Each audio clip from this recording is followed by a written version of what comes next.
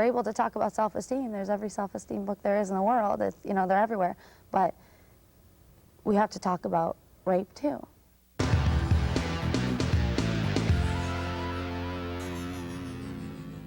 There's this new idea of people doing anger management.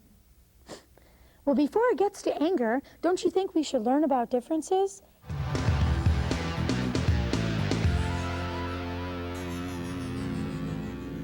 The key is education, because with education being the cause, the effect eventually will be prevention.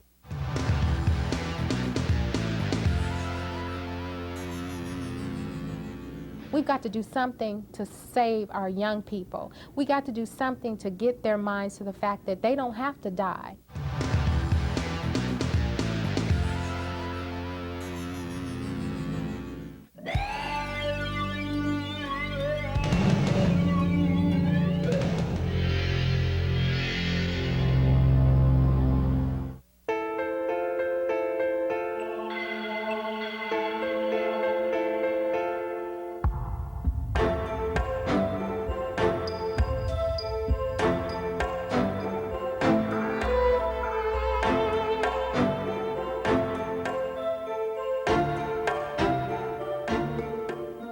Prevention is taking a proactive approach to any type of problem. So let me define proactive for you. Proactive means that instead of reacting to something, instead of just jumping in, instead of just being, you know, overly emotional, instead of just kind of just, you know, being almost to the point where I'm just going to do anything to put out this fire, it's stepping back. It's looking at this so that you can develop a plan of action that has not only just early warning opportunities, but what do people do once they, you know, they know that something's going to happen.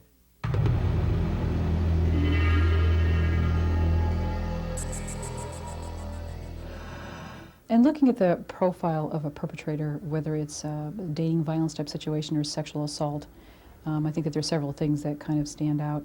This is somebody who's absolutely infatuated with the idea about power, having control about power over somebody else, and that will present itself in a lot of different ways. It may be the kind of thing with someone who's involved in a dating violence that it can be really wonderful and great at the very beginning. Somebody who literally sweeps you off your feet, somebody who really insinuates themselves into your life in a way that they become the most important thing. But then the entire relationship revolves around that person in just little ways of being able to control. If you have them, kind of the message is you don't need anybody else. The idea about being totally dependent on them for everything. I think it's important to educate everybody. Part of it was I didn't know what date rape was. I didn't know anything about it. The way I look at it, the sex conversation that everybody has with their mom, I had because when I was little, I remember my mom getting pregnant. So the sex conversation was strictly, how did you get pregnant? And after that, I don't really remember talking about it. Up until I was 15, rape meant some stranger coming at you in a dark alley. And if you protected yourself and you weren't in a dark alley, it didn't happen. And that was it. My only thought on it was, well, it's okay. I've got this great, cool boyfriend. He must care about me. He wants to be with me all the time. He doesn't want me being with anybody else. He was older. He could choose my friends better than I could. Maybe I just didn't know enough. First time that I can really remember, a lot of my memory is black. The first time I remember is I fought him off for a really long time. I mean, I remember saying no. I remember trying to stop him, and this look just glazed over his face, and he held my hands behind my back and over my head. He pushed me to the floor and held my hands over my head and just raped me. I think the first part of prevention is definitely identification, because it's the idea about the blinders. Rape crisis programs can't get into prevention work because this doesn't happen in our schools. This doesn't happen in our community. People don't get beat up here. People don't get sexually assaulted. And sexual harassment, this is just really a big deal. How can we convince young females that they're all at risk of sexual assault? I think the statistics speak for themselves. If we look at 1 in 3 or 4 girls being sexually assaulted by the time they're 18, they're statistics that have been kept for a long time. Sexual assault is not something that just happens to somebody with regard to a stranger. You can't prevent violence against yourself on some level, but you can know what it is. And you can know when someone's making you uncomfortable in your own space. And when someone is making you do something you don't want to do. And I think it's important that, you know, we can talk about putting programs in schools and talking to kids, but it has to be on a level where it's not just in school or just at home or just with your friends. It has to be everywhere. There are many different programs and curriculums that are aimed at decreasing sexual assault and taking a look at teen violence prevention. Alan Crichton and Paul Keevil have done several Making the Peace, Days of Respect. These are curriculums that can be instituted in the schools. Teen theater projects can sometimes be really very useful. I work with one locally where there is a date rape skit that's presented by a theater troupe that are then able to talk with the audience, a teen audience, both in character and out of character. So there's an incredible modeling and some learning that can be done with that. Planned Parenthood sometimes has those kind of programs in teen health centers as well. You can never do enough. You can never stop talking. You can never stop reading. I can never learn enough about rape or violence or anything that could happen to you. You can't possibly educate people enough, but I think part of it is being able to talk. I think that there are things that males can do, and I think it's by talking with other males that they consider really positive role models. If there are difficult situations that they come into, how do they resolve it? You know, there are counselors that are available. Recognize that there are places that they can go to for help. If there are characteristics that they really don't like about themselves or that really scare them, their temper, how they deal with anger, how they deal with conflict, needing to be right, who can they talk to that they can really trust, that they see as a really good goal model, that has the kind of things that they would like to accomplish and things they would like to achieve?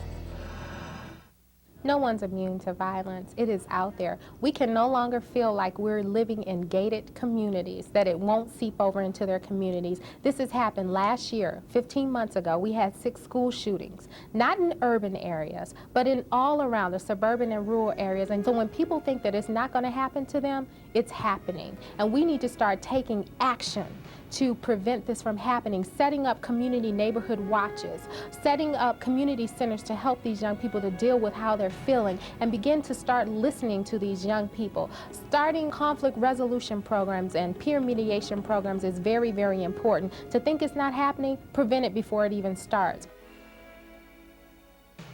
That bully is the world. That little person that makes fun of you every day is the eyes of the world to a teenager, to a child. If you make fun of me, I must be that. I must be that. That's who I am. Oh no. And then you start sinking down in your chair and you sink inside yourself, and those small people that are making fun of you are no longer insignificant. They're big. They're huge. They're monsters. And anywhere you go, anytime you see them, they pull you back to a P. So they're in no way insignificant. They are your world, man. These are the people that will kill you by their words or by their fists. So if someone came to me, and I am still in a lot of ways just talking about it, feel that I am still there. I will never forget the pain of high school. Never. I will take it to my grave. I think that kids commit violent crimes and acts on other children and adults because they're just tired. They are tired. Children are so tired of being the butt of every joke, being the loser, even though they're not, even though they're trying hard and they're getting their best grades. They need a school where everyone's on one level. And I somehow, in some way, I believe that it is possible and that it has to be. It just has to be. Or this is just going to get worse, and kids are going to kill and kill and kill and kill because they're just tired of it. No one wants to listen to them. I mean, oh, these are just all high school things, you know. Yeah, that person, you know, made fun of you because, you know, you're black. Yeah, that's just, you know, they're just bad kids. We'll give them a detention. They'll be out of school or we'll suspend them for a day, and then they'll come back and they'll kick your butt. It's very important that we begin to take these threats, to take what these children are saying seriously, not to convict them, but to help them before it gets to the point where there's a point of no return, that they've done something wrong, that they've killed somebody or they've hurt someone. They need to begin to talk to someone about it. If I have one thing that I would like to accomplish in my life is to help teens feel like they can be who they are and be able to share who they are without repercussions and without being put down and without being hurt. And if we can create that in any environment, in the home, in school, with peers, in the community, we're going to go a longer way to somehow, you know, meeting all of these challenges that we're dealing with young people today. As part of my early program, my dialogue program, I used to do a reality walk where I would take 8 kids, 4 from an urban environment and 4 from suburban and rural environments, and I would mix them and have them go through this experience collectively together for 1 week's time. You know, they would visit soup kitchens and participate in that. They would be locked up in jail, spend a day in a wheelchair. So they got a chance to create shared experiences. And that broke down the barriers of the differences because all of them were together in this shared experience. Sometimes we got to change their environment. Take them out camping. That's what these camping programs are for. Start to show them a new way. There is another way that I can live. I don't have to follow in this pattern that my family has set before me. Just because daddy went to prison doesn't mean I have to go to prison. And just because mom lived in an abusive relationship doesn't mean I have to live in an abusive relationship. There are different ways of doing things, and you need to be shown that. And if you're not shown that in your environment, seek out help. There's so many teen programs that are taking kids to camp, and they're taking kids and they're showing them a different way of doing things. Seek out help. For kids out there who are like me or who maybe haven't faced as much as I have but feel like they have and have nowhere to go and have nothing, no one to fit in with. First thing is, don't set yourself up for painful situations. If everyone hates you in your school or if you have one friend, find friends that don't go to that school. Go in your phone book. Real simple, go in your phone book and look up teen groups or teen social groups or teen hotlines. Call them. Say, hey, you know what? I'm not fitting in here. I need a place where I can go and hang out with kids who don't fit in, and they will find them. There is places. All you have to do is look in your phone book. Violence in our society, as far as, you know, it continues to escalate because we continue to make inappropriate choices in terms of how do we deal with the violence with young people. Instead of looking at core sources, we continue to look at symptoms and we continue to shut down the symptoms.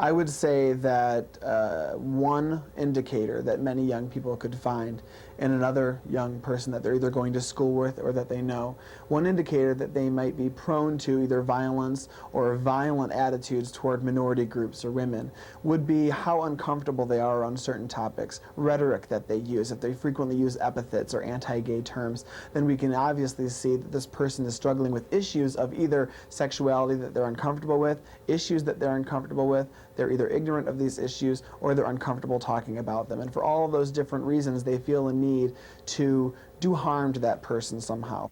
There wasn't a day where I wouldn't look behind my shoulder to make sure no one was following me. And then there were times where people were, and I would get pushed into the snow or get pushed onto the cement when they're walking from school. People would drive by and call me faggot because I had to walk down the street. The verbal abuse would have to be like the worst thing that was for me, only because physically you can heal from it in 2 weeks or a few days or so forth, and it's just that when you're growing up from this infant until you're 18 and you're still learning all this stuff about your life and you're trying to find acceptance in places, and for the longest time you couldn't find it in your parents, so you were looking for other places to find it, and the only places that you were told you should find it was in high school because it's considered a social environment. I think that if I were trying to put myself in the position of someone who was a bigot or had a problem with another type of minority group, I wouldn't be actively looking for parts of me that I needed to change, that I needed to understand about other people. If anything, I could try and control my behavior. But the only thing that that kind of person is ever going to have to deal with that's going to maybe change their attitudes and hopefully change their behavior is exposure to different groups of people, reading, more education and research about certain things. It was really interesting. In my early work in New York, when I used to do a lot of street work and I used to work for the New York City Housing Authority, they had the blackout in New York. And for about maybe almost 18 hours, I was up in Harlem and I was working in that arena with people on a given day who hated each other. Blacks, Puerto Ricans, Caucasian, I mean, all the strains that were operating in that, in that area hated one another, but for one 18-hour stretch, they all came together because there was this kind of common bond and thread that pulled them together.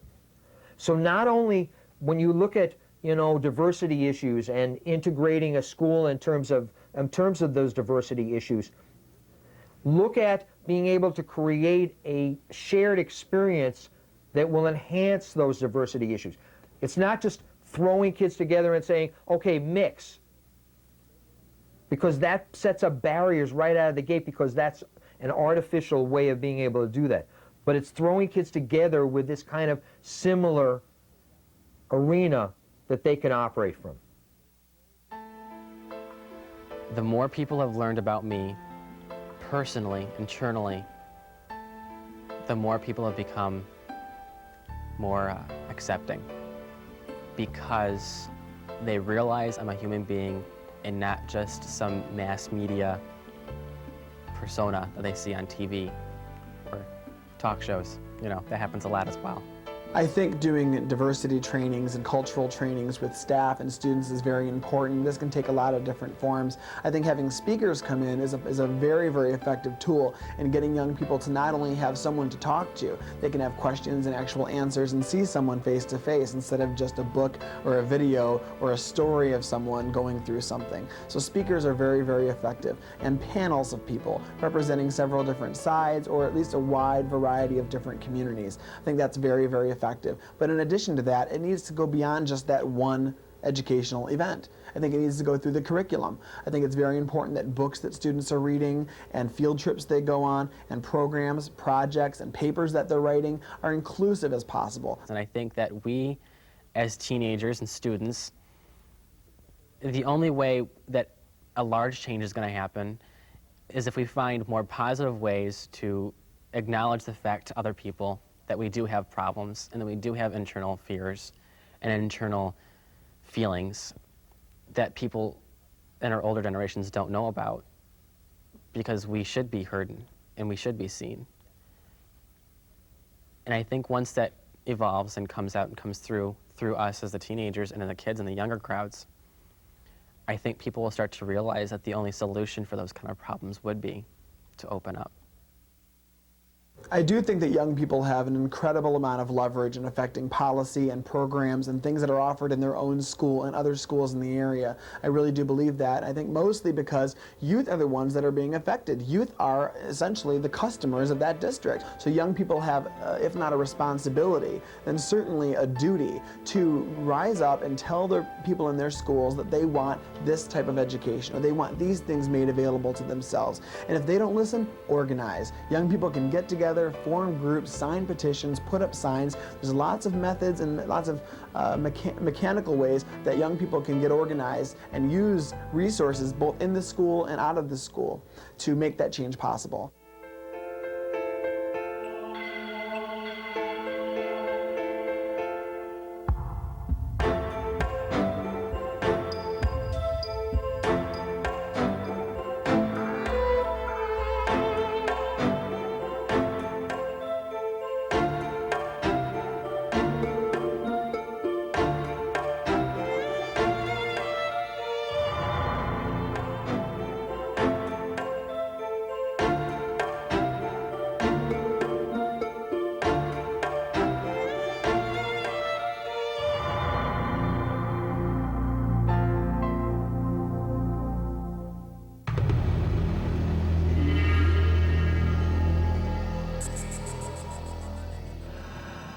Some minor and major things to look at in a young individual to warn of violent behavior or violent acts would be severe mood swings, would be a sense of hopelessness, a sense of no self-worth, a sense of no pride. If they break off a lot of things in their commitments and they feel real disgusted or real guilty at times, or really apathetic, don't really care about what certain action, what consequences come from it. Well, violence started escalating when I was about 15. First, I started burning things, you know, burning garages down, garbage cans, run through the alley with a gallon of gasoline, making a trail from one garbage can to the next one, to a house. I mean, not to a house. Garbage can to garage, to a garbage can to another garage. Just making a trail. Then at the end of it, I just light it and just so everything goes up. That's when I started experiencing the adrenaline rush of doing things. After so long, I wanted more. People were coming up to me, why don't you do this and why don't you do that? And temptation got to me to try things out, to experience the wicked way, if you could put it, like, you know, try to experience the evil side of yourself. And I experienced most things that a lot of adults wouldn't even think about. Well, inside of me personally, I felt I really didn't care no more. I didn't care about somewhat my family, somewhat myself, somewhat my friends. I just didn't care no more. You know, because I knew if I wasn't going to end up dead, I would have ended up in jail. You know, I was just living my life like, you know, you don't care no more, just suicidal. You know, there wasn't no love for myself, you know. I loved my boys more than myself. That's how much, you know, the gang meant to me. It takes a whole village to raise a child, but the village is ill today because everybody is not playing their part. The churches have a role, the community have a role, the schools have a role, the government has a role, and they need to step in and do their job. We need to play a role to save these children because it's not necessary for these children to be leaving here so soon. There are some alternate types of programs that are, you know, major gang deterrent programs. The one that I really strongly recommend for every community is a mentoring program. One-to-one relationships with teens and a mentor is the highest form of encouragement, support, caring, feeling valued, feeling loved. Some of the programs are Big Brothers, Big Sisters.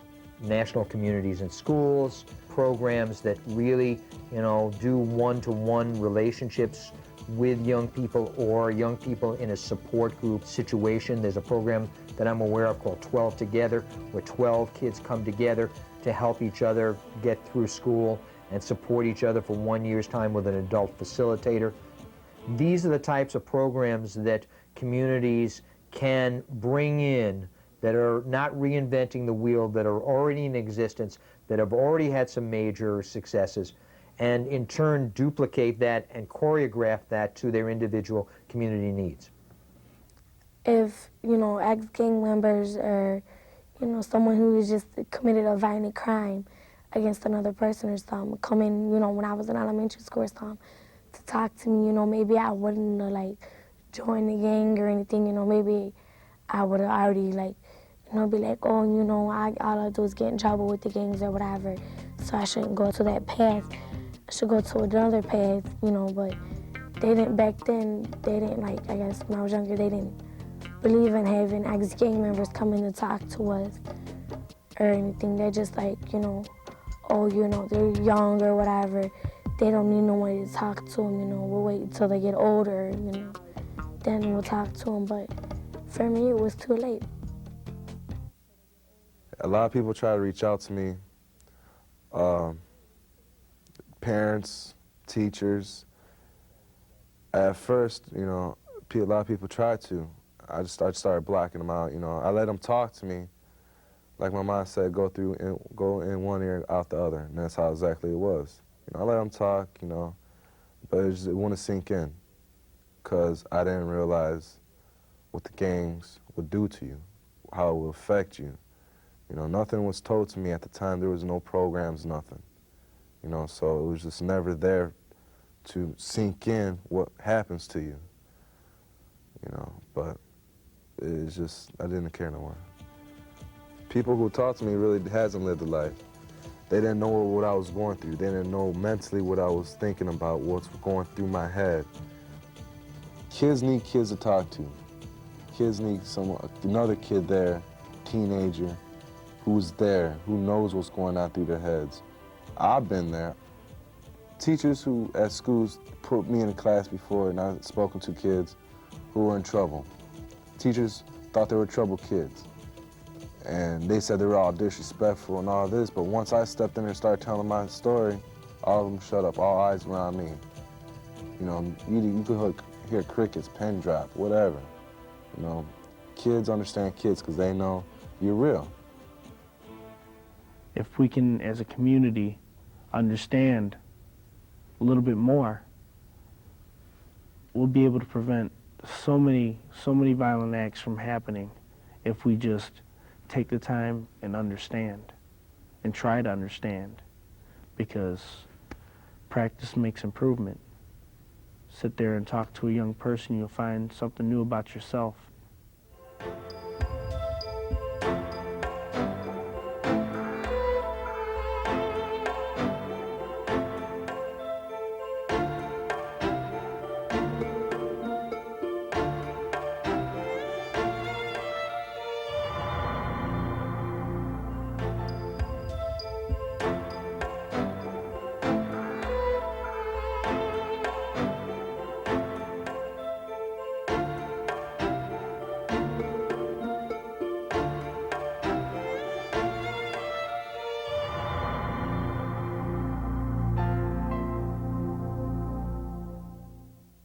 So many of us cry out for help, but we do it in all kinds of different ways. And young people cry out for help. They give us off signs.